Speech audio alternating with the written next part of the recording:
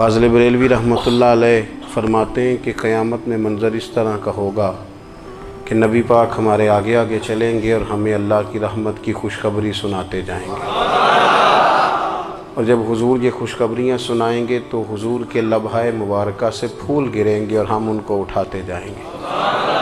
فرماتے ہیں خود تو وہ تھوڑی دیر کے لیے روئیں گے اللہ کی بارگاہ میں کہ یا اللہ انہیں معاف کر دے، خود روئیں گے لیکن ہمیں ہنسا دیں گے۔ پیش حق مجدہ شفاعت کا سناتے جائیں گے، آپ روتے جائیں گے پر ہم کو ہنساتے جائیں گے۔ اور باغ جنت میں محمد صلی اللہ تعالیٰ علیہ وسلم، باغ جنت میں محمد مسکراتے جائیں گے، پھول رحمت کے گریں گے ہم اٹھاتے جائیں گے۔ حشر تک ڈالیں گے ہم پیدائش مولا کی دھوم، اور مثل فارس نجد کے قلعے گراتے جائیں گے۔ اور کیا ذوق بیان کیا، فرمانے لگے خاک ہو جائیں عدو جل کر مگر ہم تو رضا، دم میں جب تک دم ہے ذکر ان کا سناتے جائیں گے۔ جب تک سانسوں کی ڈوری چل رہی ہے، دم میں جب تک دم ہے ذکر ان کا سناتے جائیں گے۔ اللہ تبارک و تعالیٰ نے ہمارے محبوب کریم علیہ السلام کو دنیا میں بھیجا تو فرمایا یا ایھا الناس قد جاءکم برہان من ربکم، اے لوگو تمہارے پاس تمہارے رب کی دلیل آ گئی ہے۔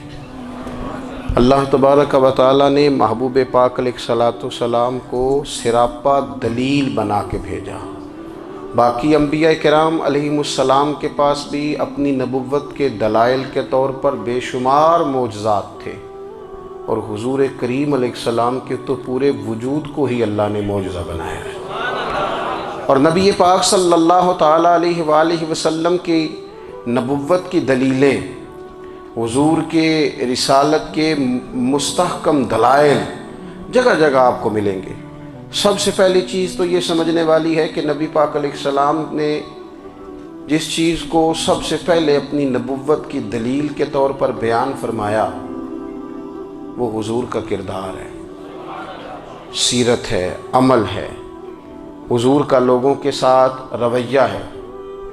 نبی پاک علیہ السلام کی تبلیغ کے 3 دور ہیں۔ ایک تو حضور نے اپنے قول سے تبلیغ فرمائی ہے، وہ 40 سال کی عمر سے محبوب نے اعلان فرمایا اور تبلیغ کی۔ اور ایک نبی پاک صلی اللہ تعالیٰ علیہ وسلم بالواسطہ حضور کی تبلیغ ہے جو آج تک جاری ہے۔ امت کے علماء، مشائخ، مبلغین حضور کے دین کو آگے پھیلا رہے ہیں، تو دراصل یہ بھی تبلیغ رسول پاک علیہ السلام ہی کی تبلیغ۔ اور ایک حضور کی تبلیغ کا دور ہے، حضور کی پیدائش سے لے کر ولادت مبارکہ سے لے کر حضور علیہ السلام کے اعلان نبوت تک۔ اس دوران نبی پاک نے جو تبلیغ فرمائی ہے وہ اپنے کردار سے فرمائی ہے۔ عرب کا وہ معاشرہ جو بڑا میلا کچیلا گدلا ہو چکا تھا، جس کے اندر سراسر مادہ پرستی کا زور تھا، جس کے اندر لوگ انسانوں کی خرید و فروخت کرتے تھے، جس کے اندر بیٹیوں کو زندہ دفن کر دیتے تھے، جس کے اندر جو آدمی جتنا زیادہ مضبوط ہوتا تھا اتنا زیادہ لٹیرا بن جاتا تھا، اس معاشرے کے اندر رسول کریم علیہ السلام نے 40 سال گزارے، اور اس طرح گزارے کہ جو بیگانے بھی تھے وہ بھی کہا کرتے تھے یہ صادق ہیں، یہ امین ہیں۔ اور جب حضور نے اعلان نبوت کیا تو فرمایا، یہ قرآن مجید کے لفظ ہے، فرمایا فَقَدْ لَبِثْتُ فِيكُمْ عُمَرًا مِّن قَبْلِهِ أَفَلَا تَعْقِلُونَ، میں تمہارے بیچ عمر کا ایک حصہ گزار چکا ہوں، تمہیں عقل نہیں ہے، شعور نہیں ہے۔ نبی کریم علیہ السلام نے اپنے کردار کو، اپنے عمل کو اپنی نبوت کی دلیل کے طور پر بیان فرمایا۔ وہ تو حضرت حلیمہ بھی فرماتی ہیں نا، جب میں نبی کریم علیہ السلام کو اپنے گھر لے گئی تو میرا اپنا بچہ بھی دودھ پیتا تھا، 2 میرے بیٹے ہو گئے، ایک میری یہ نسبی اولاد اور حضور میری رضائی اولاد۔ تو کہتی ہیں جب میں کریم محبوب علیہ السلام کو اپنے سینے سے لگاتی تھی تو حضور میرے ایک پستان سے دودھ پیتے تھے اور دوسرا اپنے بھائی کے لیے چھوڑ دیا کرتے تھے۔ یہاں سے رسول کریم علیہ السلام نے کردار کے ذریعے تبلیغ، اور پھر اعلان نبوت سے پہلے ایک تنظیم عرب کے جوانوں پر، عرب کے سرداروں پر مشتمل بنائی گئی، جس میں نبی کریم علیہ السلام نے بڑا حصہ لیا سرکار نے، اور بڑے اہم لوگوں کو شعور حضور نے عطا فرمائے، وہ اس جماعت کا فیصلہ تھا کہ ہم سارے جوان، سارے بڑے لوگ ملیں گے۔ یہ حضور کے اعلان نبوت سے پہلے کی بات ہے۔ ہم بڑے لوگ ملیں گے، کسی بڑے کو کسی چھوٹے پر ظلم نہیں کرنے دیں گے، کسی آدمی کو کسی غریب کا حق نہیں کھانے دیں گے۔ حضور علیہ السلام نے نا اپنی کردار سے، اپنے عمل سے، اور آپ کا جو عمل ہوتا ہے نا وہ اصل ہوتا ہے۔ ایک ہوتا ہے آپ کوئی بات کرتے ہیں اور ایک ہوتا ہے کہ آپ کوئی عمل کرتے ہیں۔ آپ جب عمل کرتے ہیں تو عمل کے ذریعے بھی لوگوں تک بات پہنچتی ہے کہ دراصل آپ کا اٹھنا بیٹھنا چلنا پھرنا کیا ہے۔ میرے رسول کریم علیہ الصلاۃ والسلام کا اٹھنا بھی ایک نبی کا، بیٹھنا بھی ایک نبی کا، بات کرنا بھی ایک نبی کا، معاملات زندگی کرنا بھی ایک نبی کا، لین دین کرنا بھی ایک نبی کا۔ ایک شخص کہتے ہیں میں نے اعلان نبوت سے پہلے حضور علیہ السلام سے کوئی چیز خریدی تھی اور میں نے عرض کیا تھا آپ یہاں تشریف رکھیں، میں پیسے لے کے آتا ہوں۔ میں 3 دن کے بعد آیا۔ دیکھو یہ بات کرنی کتنی آسان ہے، بولنی کتنی آسان ہے، پر 3 دن یہاں میرے بھائی کو کسی شخص کو 2 گھنٹے انتظار کرنا پڑ جائے تو لوگ کہتے ہیں الانتظار اشد من القتل۔ یہ تو قتل سے زیادہ تکلیف والا معاملہ ہے منتظر رہنا کسی کا۔ کہتے 3 دن کے بعد میں آیا تو میرے رسول کریم وہیں تشریف فرمایا۔ بس اتنا فرمایا یار تم نے مجھے بڑی تکلیف میں ڈال دیا، 3 دن ہو گئے یہاں رکے ہوئے۔ تو حضور نے اپنے کردار کو، اپنے عمل کو، اپنے معاملات کو سب سے پہلے اپنی نبوت کی دلیل کے طور پر پیش کیا۔ کسی نے کیا خوب کہا تھا کہ جو تیری جان کے دشمن ہیں وہ بھی کہتے ہیں، وہ جو تیری جان کے دشمن ہیں، بظاہر تو آئے ہیں نا ہجرت کی رات جان لے لے، لیکن امانتیں حضور کے گھر میں رکھی ہوئی ہیں، امانتیں کاشانہ نور پہ پڑی ہیں۔ وہ جو تیری جان کے دشمن ہیں وہ بھی کہتے ہیں کہ امین تو ہے اور صداقت کی آبرو تو ہے، امین بھی تو ہے، صداقت کی آبرو تو ہے۔ تو پہلے کردار، پھر دوسری بات، اللہ تعالیٰ نے اپنے محبوب علیہ الصلاۃ والسلام کو اپنا مطلق نائب بنا کر، اپنا محبوب اعظم بنا کر، ویسے ہی سارے انسانوں کے بارے میں کہا وَإِذْ قَالَ رَبُّكَ لِلْمَلَائِكَةِ إِنِّي جَاعِلٌ فِي الْأَرْضِ خلیفہ، میں زمین میں اپنا نائب بنانے والا ہوں۔ لیکن حضور علیہ السلام تو محبوب ہے نا، حضور کی نیابت تو محبوبیت کے درجے پر فائز ہے۔ تو رسول پاک کو رب کریم نے اس طرح کا بنا کے بھیجا کہ حضرت عبداللہ ابن رواحہ رضی اللہ تعالیٰ عنہ بیان فرماتے ہیں کہ اگر حضور کوئی معجزہ نہ بھی دکھاتے، نبی کریم علیہ السلام سے کوئی اعجاز لوگ نہ بھی دیکھتے، تو محبوب کا تو چہرہ ہی اس طرح کا تھا، لوگوں نے دیکھتے جانا تھا اور کلمہ پڑھتے جانا تھا۔ لیکن باوجود اس کے میرے رسول پاک کا اعجاز یہ ہے، کمال یہ ہے کہ حضور کبھی اشارہ کر دیں تو چاند 2 ٹکڑے ہو جائے، کبھی دعا مانگ دیں تو ڈوبا ہوا سورج واپس آ جائے، کبھی محبوب گزرنے لگے تو پتھر آپ پر سلام پڑے، کبھی حضور پہاڑ پر چڑھ جائیں تو پہاڑ وجد میں آ کر جھومنے لگے، محبوب کا کبھی نماز پڑھاتے ارادہ بن جائے تو اللہ تعالیٰ قبلے کا رخ ہی تبدیل فرما دے۔ کیا خوبصورت سوچ ہے اور کیا نظریہ دیتے ہیں بریلی کے امام۔ فرماتے ہیں اجابت کا جوڑا عنایت کا صحرا، دلہن بن کے نکلی دعائے محمد، اور اجابت نے جھک کر گلے سے لگایا بڑی ناز سے جب دعائے محمد۔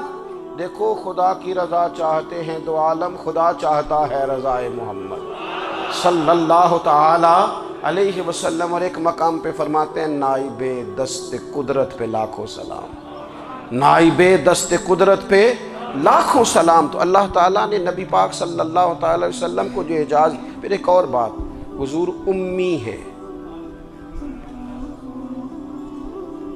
دنیا میں آ کر محبوب نے کسی سے پڑھا ہی نہیں۔ میرے محبوب نے جتنا پڑھا ہے رب کریم سے ہی پڑھا ہے۔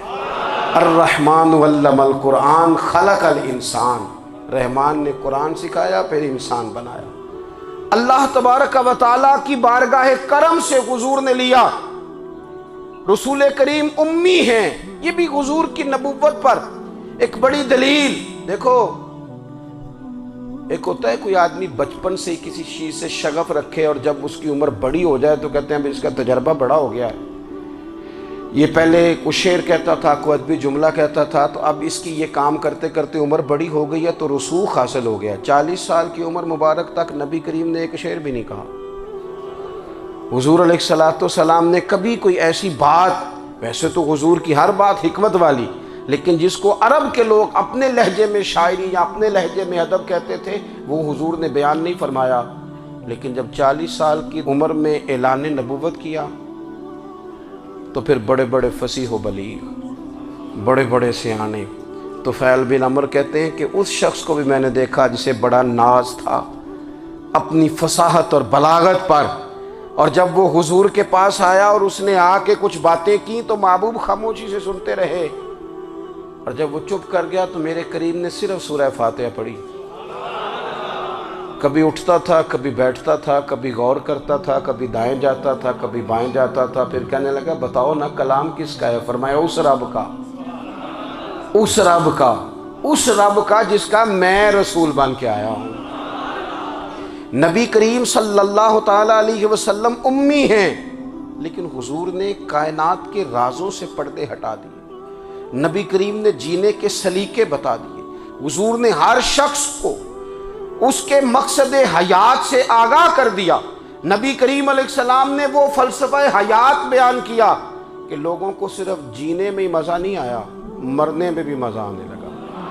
لوگ آگے بڑھ بڑھ کے جانیں پیش کرنے لگے، اپنی اولادیں قربان کر، جو فلسفیوں سے کھل نہ سکا اور نکتہ وروں سے حل نہ ہوا، وہ راز ایک طیبہ والے نے بتلا دیا چند اشاروں میں۔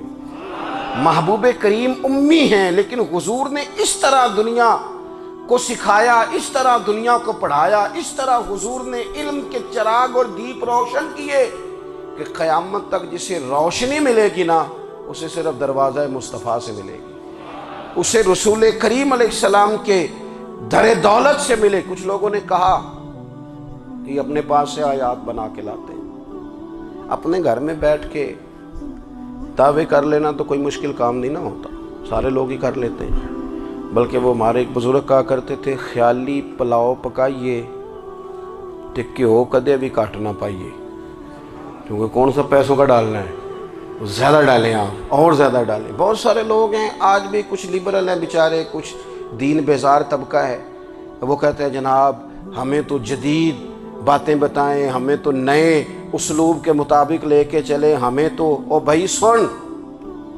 میرے نبی پاک علیہ السلام نے فرمایا میرا قرآن کبھی پرانا نہیں ہوگا، اسے پڑھ کے دیکھ، اس کی جدت کا حسن دیکھ، یہ تو کھلا ہوا باغ ہے، تو ایک دفعہ اس کے قریب آئے گا تو خوشبو ملے گی، دوسری دفعہ آئے گا تو اس سے زیادہ تازی ملے گی، ایک دفعہ پھل کھائے گا تو مزیدار ہوگا اور دوسرا کھائے گا ہو سکتا ہے شکل ملتی جلتی ہو لیکن ذائقہ بڑا نرالا ہوگا۔ تو تو صحیح نا، جب کچھ لوگوں نے کہا یہ خود سے بنا کے آیات لاتے ہیں تو فرمایا وَإِن كُنتُمْ فِي رَيْبٍ مِّمَّا نَزَّلْنَا عَلَىٰ عَبْدِنَا فَأْتُوا بِسُورَةٍ مِّن مِّثْلِهِ، اگر تمہیں کوئی شک ہے اس میں جو ہم نے اپنے بندہ خاص میں نازل کیا ہے تو تم بھی اس جیسی ایک آیت بنا کے لاؤ۔ اور چلو چیلنج کھلا ہی دے دیا، فرما وَادْعُوا شُهَدَاءَكُم مِّن دُونِ اللَّهِ، اللہ اور اللہ والوں کو چھوڑ دو، تفسیری ترجمہ عرض کر رہا ہوں، یعنی صحابہ کو چھوڑ دو، حضور کے ماننے والوں کو چھوڑ دو، باقی ساری دنیا کے کافر اکٹھے ہو جاؤ، ایک آیت بس قرآن جیسی لے کے آؤ، ایک آیت لے کے آؤ، ان کنتم صادقین، اگر تم سچے ہو۔ جوانوں سنو، کہا ایک آیت، اور یہ چیلنج آج تک قرآن مجید کا موجود ہے، آج تک وَإِن كُنتُمْ فِي رَيْبٍ مِّمَّا نَزَّلْنَا عَلَىٰ عَبْدِنَا فَأْتُوا بِسُورَةٍ مِّن مِّثْلِهِ، تم قرآن کے مقابلے کی ایک صورت لے کے آؤ اور سارے حمایتی اکٹھے کر لو اپنے، ان کنتم صادقین، اگر تم سچے ہو۔ جواب تو ادھر سے آنا تھا نا، لیکن کائنات کے رب نے جواب بھی خود دیا، فرمایا فَإِن لَّمْ تَفْعَلُوا وَلَن تَفْعَلُوا، اگر تم نہ لا سکے، اور فرمایا تم لا سکتے بھی نہیں، اگر تم نہ لا سکے اور تم لا سکتے بھی، نہ خنجر اٹھے گا نہ تلوار تم سے، یہ بازو میرے آزمائے ہوئے ہیں، وَلَن تَفْعَلُوا، تم لا بھی نہیں سکتے، فَاتَّقُوا النَّارَ الَّتِي وَقُودُهَا النَّاسُ وَالْحِجَارَةُ، پھر اس آگ سے ڈر جاؤ جس کا ایندھن آدمی اور پتھر ہے۔ اعدت للکافرین، بنائی کافروں کے لیے، بنائی مومنوں کے لیے تو رب نے جنت بنائی ہے۔ اعدت للکافرین، یہ دوزخ اللہ نے کن کے لیے بنائی ہے؟ اعدت للکافرین کہتا ہے کافر کے لیے بنایا۔ تو اللہ تبارک و تعالیٰ نے میرے رسول پاک صلی اللہ تعالیٰ علیہ وسلم کو وہ کتاب عطا فرمائی، اور پھر حضور کی فصاحت و بلاغت، معرفت۔ دیکھو ایک ہوتا ہے گھنٹوں باتیں کرنا، ایک ہوتا ہے کئی والیم پر مشتمل، کئی جلدوں پر مشتمل کتب کا لکھنا، اور ایک ہوتا ہے کسی بندے کا ایک بات کرنا اور سامنے والے کی طبیعت کو اتنا جگا دینا کہ اگلی بات فوراً ہی اس کی سمجھ میں آ جائے۔ اور حضور نہ کسی کی انا کو نہیں جگاتے تھے۔ ہم بعض اوقات کسی سے خطاب کرتے ہیں، بات کرتے ہیں تو سامنے والے کی انا کو جگا دیتے ہیں، ٹھیس پہنچاتے ہیں، وہ کہتا ہے چل پھر تگڑا ہو جا میں بھی آیا۔ حضور انا نہیں جگاتے تھے، میرے نبی پاک ضمیر جگاتے تھے تاکہ وہ شخص فیض حاصل کر سکے، اسے کچھ ملے۔ نبی کریم کا جو انداز تکلم ہے وہ اس طرح کا ہوتا تھا کہ انسان خود بخود کھل اٹھتا تھا کہ مطلب یہ بات ہونے کیا لگی ہے، مطلب حضور کیا فرمانے لگے۔ نبی کریم صلی اللہ تعالیٰ علیہ وسلم ایک دن محبوب کریم نے صحابہ کے پیچھے حضور کی فصاحت و بلاغت دیکھے، فرمایا محبوب نے کتنا نادان ہے وہ شخص جو اپنے ماں باپ کو گالی دے۔ کھلی ہو گئی لوگوں کی آنکھیں، کان کھڑے ہو گئے کہ یا رسول اللہ کون ایسا بدبخت ہے جو ماں باپ کو گالی دے گا۔ اب جب سوالات ذہنی سطح پر پوری طور پر ابھر گئے نا، تو اب رسول کریم نے بات سمجھائی۔ یہ ہے فصاحت و بلاغت، تیرے آگے ہیں یوں دبے لچے فصحاء عرب کے بڑے بڑے، کوئی جان منہ میں زبان نہیں بلکہ جسم میں جان نہیں۔ یا رسول اللہ کون ایسا نالائق ہے جو ماں باپ کو گالی دے؟ اب جب ذہنی سطح یہاں تک ابھر آئی تو اب حضور نے سمجھایا، فرمایا جب تم کسی کے ماں باپ کو گالی دو گے نا تو وہ بھی تو جواب میں تمہارے ماں باپ کو دے گا نا۔ تو فی نفس ہی یہ تم نے خود ظلم کیا ہے اپنے ماں باپ پر۔ کیوں تم نے ایسا لہجہ اختیار کیا کہ جس سے سامنے والے کی انا جاگ جائے اور وہ تمہارے مقابلے میں آ کر کے کھڑا ہو جائے؟ کیوں تم نے اس طرح کے انداز اختیار کیے کہ جس سے سامنے والا بھی سارے پنجے کھڑے کر کے باہر نکل آئے اور کہے آ جاؤ پھر میں بھی میدان میں حاضر ہوں؟ رسول کریم کی فصاحت، بلاغت دیکھیں نا، حضور 2-4 جملوں میں ساری بات سمجھا جاتے ہیں۔ ایک حدیث پاک اگر ہماری سمجھ میں آ جائے، ایک روایت نبی پاک صلی اللہ تعالیٰ علیہ وسلم نے فرمایا خوبصورت مسلمان وہ ہے جو بے مقصد باتوں کو چھوڑ دے۔ لو اس سے پوری زندگی سجائی جا سکتی ہے، ایک جملے سے پوری زندگی سواری جا سکتی ہے، کوئی لمبی چوڑی باتوں میں جانے کی ضرورت نہیں۔ کہا خوبصورت مسلمان یہ ہے جو بے مقصد باتوں کو چھوڑ دے، لا یعنی باتوں کو، کیا کہتے ہیں ہمارے دیہات کے لوگ، جڑے پنڈ جانا نہیں اودا راہ پوچھنے دی۔ لیکن آج کل لوگ باز آندے یعنی جس بات کا بالکل تعلق نہیں نا وہ بات بھی کرتے جاتے ہیں، جس کا شعبہ ہی نہیں وہ بھی چھلانگ لگا کے اس میں آ جاتا ہے۔ ہم اپنا وقت ضائع کرتے ہیں، اپنی صلاحیتیں ضائع کرتے ہیں، اپنا نقصان کرتے ہیں۔ ہم اپنا کام صحیح کر کے نہیں کرتے اور دوسری ساری دنیا کو ٹھیک کرنا چاہتے ہیں۔ او بھائی آپ جس جگہ جس شعبے سے تعلق رکھتے ہیں آپ اپنے معاملات میں مضبوطی پیدا کریں۔ حضور نے اپنی فصاحت کے ساتھ، بلاغت کے ساتھ لوگوں کو قائل کیا، اور قرآن مجید کی تاثیر کا یہ اثر میرے کریم رسول نے دکھایا کہ رات کو جب حضور بیٹھ کے قرآن پاک پڑھتے تھے نا، جب یاسین والے نبی خود یاسین کی تلاوت کریں،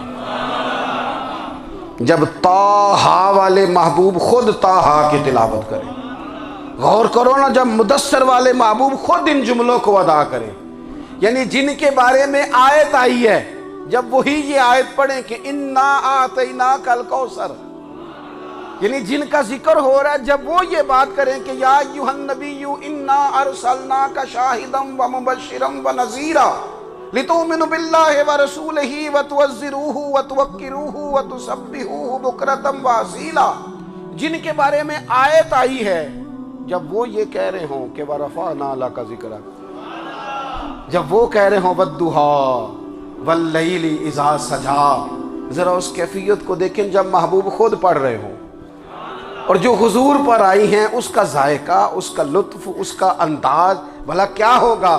حضور جب رات کو پڑھتے تھے نا قرآن پاک، تو جو پکے کافر تھے نا، ابو جہل جیسے لوگ، وہ بھی جھاڑیوں میں چھپ چھپ کے مدینے والے کی تلاوت سنا کرتے تھے، حضور کی تلاوت سنا کرتے تھے۔ یہی بہتر ہے کہ پردوں میں وہ پردہ پوش رہے، وہ اگر پردے ہٹا دے تو کسے ہوش رہے۔ رسول کریم علیہ السلام کی تلاوت کا سننا، قریب جانا، یہ اعجاز ہے۔ حضرت فاروق اعظم کہتے ہیں میں طبیعت کا بڑا ڈاڈا تھا، مزاج کا بڑا سخت تھا، زندگی ہمیشہ ڈٹ کر گزاری، باتوں پر کھڑا رہنا آتا تھا، پر جب میری بہن نے مجھے چند آیتیں سنائی نا تو میں تڑپ ہی گیا۔ گھروں آیا سا مار مقامنے نو، ہن مینو مار دے لے چلو، اوے متے عمر دی عمر برباد ہو جائے، جتھے عمر سوار دے لے چلو۔ یہ اعجاز ہے رسول کریم صلی اللہ تعالیٰ علیہ وسلم پر نازل ہونے والی کتاب کا۔ پھر حضور نے خبریں دی، نبی پاک نے خبریں دی۔ حضور نے فرمایا روم فتح ہوگا، وہ ہوا۔ نبی کریم علیہ السلام نے فرمایا شام فتح ہوگا، تو شام فتح ہوا۔ فرمایا ایران فتح ہوگا، تو ایران فتح ہوا۔ سراقہ بن مالک کہتے ہیں ایک گاؤں پر بھی مسلمانوں کی حکومت نہیں تھی، ایک گاؤں پر۔ حضور مکہ مکرمہ سے نکل رہے تھے، مدینہ طیبہ تشریف لے جا رہے تھے، ابھی راستے میں تھے، میں 100 سرخ اونٹوں کے لالچ میں معاذ اللہ حضور کو گرفتار کرنے پہنچ گیا۔ محبوب نے حکم دیا، حضور کا معجزہ میں نے آنکھوں سے دیکھا، میرا گھوڑا زمین میں دھستا چلا گیا، میں نے معافی مانگی، حضور نے معاف کر دیا۔ میں نے سمجھا اچانک ہو گیا ہے، یہ منوانا بھی بڑا مشکل کام ہے۔ شجر و حجر پہچان گئے، انسان کی نظروں میں شاکی رہا۔ یہ کچھ ایسے لوگ ہیں جن کو منوانا توبہ توبہ، ماننے کو تیار نہیں، دیکھ دیکھ کے بھی ماننے کو تیار ہے نہیں، ماننے کو تیار ہی نہیں۔ کہتے ہیں کہ میں نے پھر چاہا آگے بڑھنا، تو پھر زمین کے اندر میرے گھوڑے کے پیر دھنسنے لگے، پھر معافی مانگی۔ کریم تیرے معاف کرنے کی ادا پہ بھی قربان جائیں۔ یہ نہیں فرمایا کہ تو بار بار یوں ہی کرتا ہے، فرمایا معافی مانگتا ہے، جا میں نے معاف کیا۔ کہتے ہیں 3 دفعہ میں آگے بڑھا، 3 دفعہ حضور نے معاف کیا، تو مسکرا کے فرمانے لگے تو یہاں مجھے گرفتار کرنے آیا ہے، وہ کیسر روم کا علاقہ فتح ہوگا۔ وہ کنگن جو پہنتا ہے نا ہاتھوں میں، بادشاہ کے کنگن معروف ہیں، وہ تیرے ہاتھوں میں آئیں گے۔ اللہ کرے آپ سمجھیں، یہ جو لوگ ڈری ڈری سہمی اور ہمارے بچے مایوسی کی معاذ اللہ باتیں کرتے ہیں، وہ دیکھیں حضور کس طرح کی گفتگو فرماتے ہیں۔ ابھی ایک گاؤں پر بھی اسلام کی حکومت نہیں، لیکن حضور کا خبر دینے کا انداز۔ کریم فرمانے لگے وہ کیسر روم کے جو کنگن ہوں گے وہ تیرے ہاتھوں میں آئیں گے۔ جناب سراقہ بن مالک فرماتے ہیں کہ میں مسلمان ہو گیا، حضور کا وصال ہو گیا، کنگن نہیں آئے۔ حضرت ابوبکر صدیق کا وصال ظاہری ہو گیا، کنگن نہیں آئے۔ جناب عمر کا دور آ گیا، سراقہ بوڑھے ہو گئے۔ کوئی بندہ پوچھتا نا کہ اب تو عمر ڈھل گئی ہے، زندگی کا پتہ نہیں، کہنے لگے نہیں میں نہیں جاتا، جب تک کنگن نہیں آتے اسرائیل کوئی نہیں آئیں گے، کیونکہ ساڈے نبی دی زبان ساڈے واسطے قرآن۔ جو دن کو کہہ دیا دن ہے تو دن نکل آیا، جو شب کو کہہ دیا شب ہے تو رات ہو کے رہی، اور خدا نے ان کی زبان کو وہ اختیار دیا، جو نکلی منہ سے ان کے وہ بات ہو کے رہی۔ اور فاضل بریلوی کا تو انداز ہی پھر انوکھا ہے نا، وہ تو کہتے ہیں وہ زبان جس کو سب کن کی کنجی کہے، جس کو سب کن کی کنجی کہیں، اس کی نافذ حکومت پہ لاکھوں سلام۔ کہنے لگے نہیں آتے حضرت اسرائیل، فکر نہ کرو، بوڑھے ہو گئے تھے، نکلنا گھر سے بند کر دیا تھا، حضرت عمر کا دور تھا، کنگن آ گئے۔ حضرت فاروق اعظم نے ان کے پوتوں سے، نواسوں سے، بچوں سے کہا جاؤ بلا کے لاؤ، کا دادا جان بوڑھے ہیں، فرمایا تم کان میں کہہ دینا کنگن آ گئے، پھر تم دیکھنا تو صحیح۔ پھر حضرت سراقہ آئے، حضور نے جو خبریں دیں، نبی پاک علیہ السلام نے جو گزشتہ قوموں کے احوال بیان کیے، اور پھر میرے نبی پاک علیہ السلام نا دنیا میں عزتیں دینے آئے، عزتیں۔ یہ مزاج ہمیں کم کرنا چاہیے، یہ جو ہم ساری زندگی اس کام میں لگا دیتے نا کسی کو نیچا کیسے دکھانا ہے، یہ انداز حضور نے نہیں ہمیں دیا۔ اب دیکھو حضور تشریف لائے تو ہمیں پتہ چلا کہ حضرت یوسف جیسا سونا کوئی نہیں، حضور تشریف لائے تو ہمیں پتہ چلا کہ حضرت داؤد جیسی خوبصورت آواز کسی کی نہیں، حضور تشریف لائے تو ہمیں پتہ چلا کہ جناب عیسیٰ علیہ السلام کا فقر اختیاری کس طرح کا تھا، محبوب تشریف لائے تو ہمیں پتہ چلا کہ حضرت موسیٰ کا جلال کس طرح کا تھا۔ یہ تو حضور آئے تو نبی پاک علیہ السلام نے اس کی بھی عظمت بیان کی، اس کی بھی شان بیان کی۔ حضور نے بتایا کہ ابو بکر صدیق کی شان کیا ہے، فاروق اعظم کا مرتبہ کیا ہے، عثمان غنی کی حیا کیا ہے، مولا علی کی شجاعت کیا ہے، اہل بیت نبوت کی عظمت کیا ہے۔ حضور آئے عزتیں دینے، ماں کو عزت دی مدینے والے رسول نے، کہا جس کا باپ راضی ہو گیا اس کا رب راضی ہو گیا۔ فرمایا جو 2 بیٹیاں 3 بیٹیاں 4 بیٹی بہنیں یا ایک بیٹی یا بہن بیاہ کے آ گیا نا، اس طرح میری 2 انگلیاں جڑی ہوئی ہیں، میرے ساتھ جڑ کے جنت میں جائے گا۔ رسول کریم صلی اللہ تعالی وسلم نے عزت دی، عزت دی۔ حضور عزتیں دینے، کوئی اعزاز نہیں، ان پڑھ بندہ ہے، سادہ ہے، غریب ہے، مزدوری کرتا ہے، ہاتھوں پہ چھالے، یا رسول اللہ اس کا بھی کوئی اعزاز ہے؟ قربان جائیں، میرے کریم نے عزت دی، فرمایا محنت کر کے روزی کمانے والا تو اللہ کا دوست ہے، یہ اینٹیں اٹھانے والا، یہ مشقتیں کرنے والا، یہ صبح دیہڑی پہ جانے والا، یہ بیچارہ جو اچار سے روٹی کھاتا ہے، تو نے ہر شخص کی قسمت میں یہ عزت لکھی اور آخری خطبے کی صورت میں وصیت لکھی۔ رسول کریم نے ہر بندے کو اعزاز دیا، عظمتیں دی، حضور عزتیں دینے آئے، نبی پاک علیہ السلام نے اعزازات دیے، حضور نے نوازا۔ یہ ساری چیزیں میرے رسول پاک کی تشریف، اور پھر یہ جو حضور کے صحابہ اور اہل بیت ہیں نا، یہ بھی میرے نبی پاک کی نبوت کی دلیل ہے۔ اتنی جلدی انقلاب آیا نہیں کرتے، وہ کل تک جو رہزن تھے حضور نے راہبر بنا دیے۔ وہ لوگ جو کل تک ایک دوسرے کے گلے کاٹ کے کھاتے تھے، ایک دوسرے کو مارتے تھے، تکلیف پہنچاتے تھے، برادری ازم پہ لڑتے تھے، حضور نے بھائی بھائی بنا دیے۔ ایک پلیٹ میں کھانا کھانے لگے سیدنا بلال حبشی، صہیب رومی، سلمان فارسی، حضور نے یوں کر کے ملا دیا۔ نبی کریم علیہ السلام نے تقسیمیں ختم کر دی دنیا میں۔ حضور کے صحابہ نے اپنا کردار اس طرح کا دکھایا، اتنا بلند کیا، اور صحابہ کرام علیہم رضوان اس کو دیکھ کر اتنی بلندیوں پہ گئے کہ گواہیاں اللہ کا قرآن دیتا ہے۔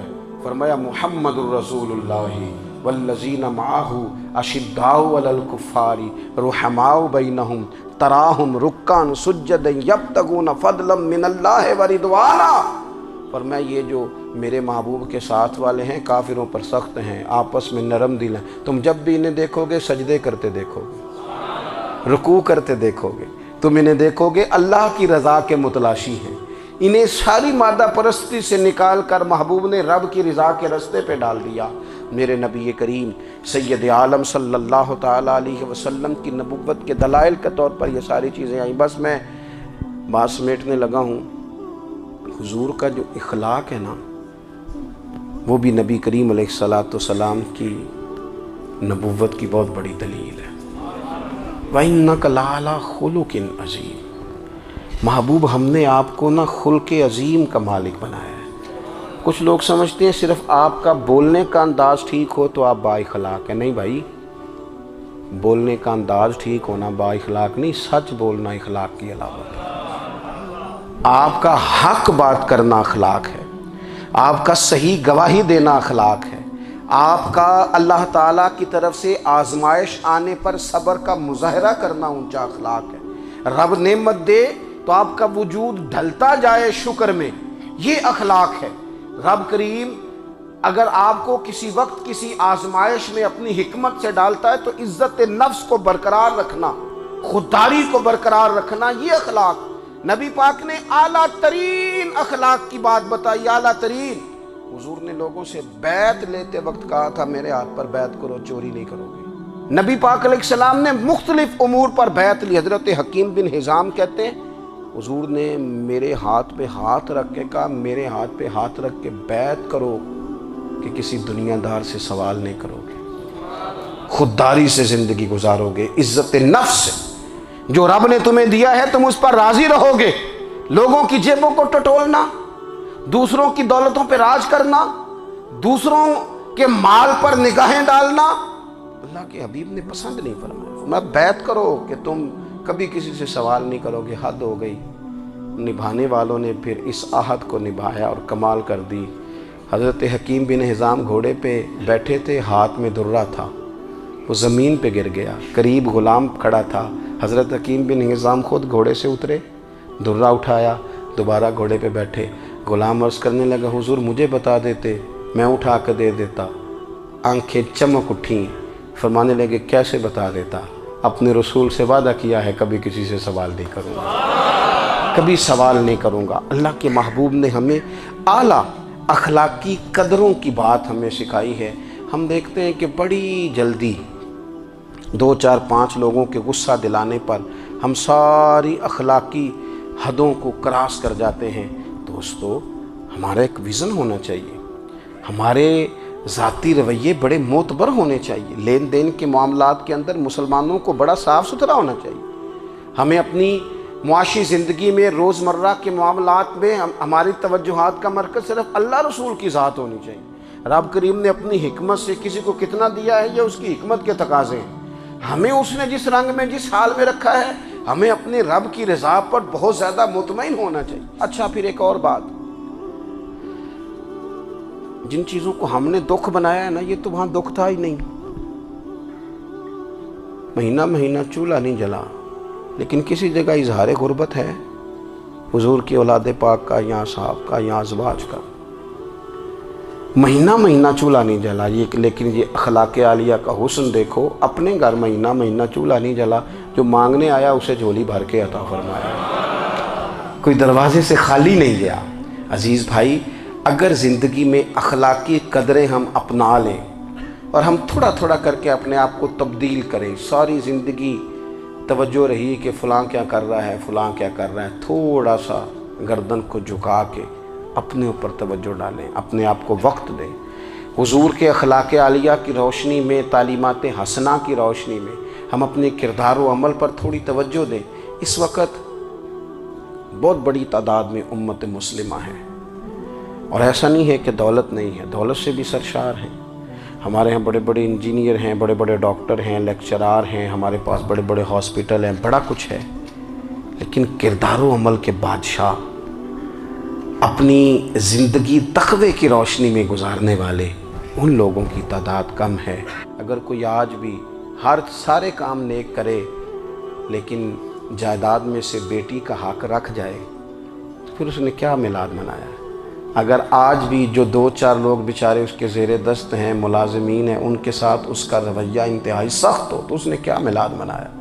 اگر آج بھی وہ برادری ازم کی بنیاد پر دوستیاں کرے اور چھوٹے بڑے کی وہ تقسیم رکھے، جسے حضور نے فرمایا کہ قبیلے تو تعارف کے لیے، ورنہ کسی عربی کو اجمی پر، گورے کو کالے پر کوئی فضیلت نہیں۔ اگر کوئی آج بھی اس برادری ازم کا قائل ہے پھر اس نے کیا میلاد منایا؟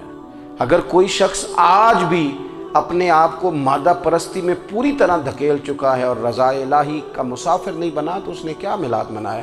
اپنی طبیعتوں میں روحانی تبدیلی اور وہ خاص افکار جو حضور اپنے غلاموں میں پیدا فرماتے، ان افکار کو پیدا کرنا، سوچوں کو بدلنا، سوچوں کو، نظریات کو بدلنا، اپنے روزمرہ کے معاملات کا جائزہ لینا کہ ہم کس طرح آگے بڑھ سکتے ہیں اور کس طرح ہم ایک بہترین امتی اور ایک بہترین مسلمان بن سکتے ہیں، اس پر توجہ دینا، یہ میلاد ہمیں سبق دیتا ہے۔